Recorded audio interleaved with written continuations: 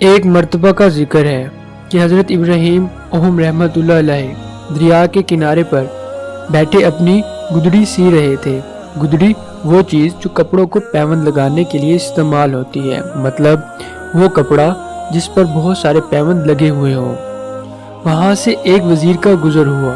اس نے جو حضرت ابراہیم کو اس حالت میں دیکھا تو بڑی حیرت کا اظہار کیا اور کہنے لگا کہ کس قدر عظیم سلطنت کے مالک ہیں اور فقیری کو اختیار کر رکھا ہے۔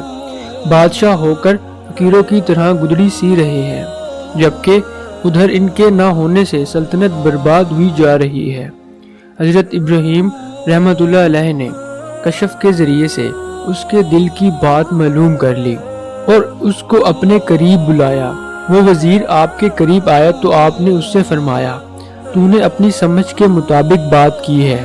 اس کے بعد آپ نے اپنی سوئی دریا میں پھینک دی اور پھر بلند آواز سے پکارا کہ میری سوئی مجھے دو۔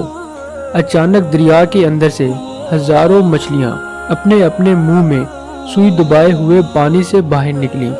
حضرت ابراہیم رحمۃ اللہ علیہ نے پھر آواز دی، اے اللہ، مجھے صرف میری سوئی چاہیے۔ چنانچہ اسی وقت ایک دوسری مچھلی برآمد ہوئی جس کے منہ میں حضرت ابراہیم رحمۃ اللہ علیہ کی سوئی تھی۔ آپ نے سوئی اس مچھلی سے لے لی۔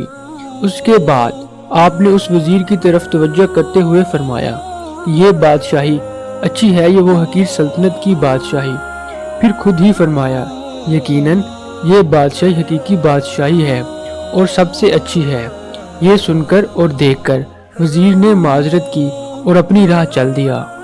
معزز ویورز، ہمیں بھی اللہ والوں کی صحبت اختیار کرنی چاہیے۔